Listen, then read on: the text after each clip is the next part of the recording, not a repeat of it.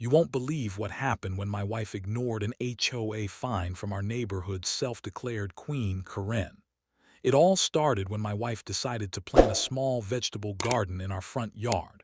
Nothing fancy, just a couple of tomato plants, some basil, and a few peppers. Honestly, it made the yard look even better, and we were excited to grow something fresh.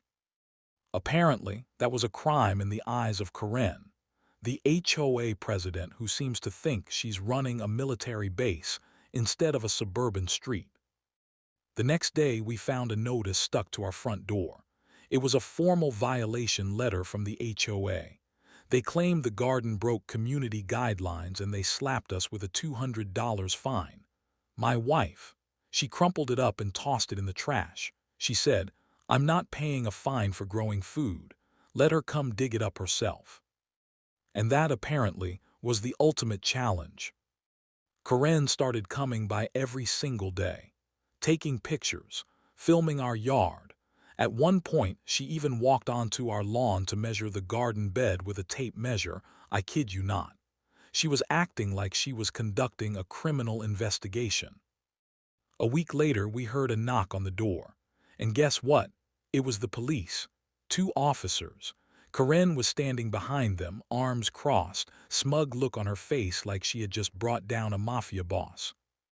She told the officers that my wife was willfully violating HOA law and refusing to comply with penalties. She said we were setting a dangerous precedent for the neighborhood. My wife looked at the officers and calmly said, "I'm growing vegetables to feed my family. I'm not paying a fine for planting tomatoes." There was this pause. Karen was already pointing at her phone, trying to show the officers some HOA document. And then the officer on the left looked at my wife and said, "Ma'am, I just have one thing to say." He stepped back, stood straight, and saluted her. I'm not kidding, a full salute. He said, "Thank you for doing something so wholesome. There's nothing illegal about growing your own food. We're sorry you had to deal with this." Karen's jaw actually dropped. She started stammering about bylaws and fines, but the officers waved her off.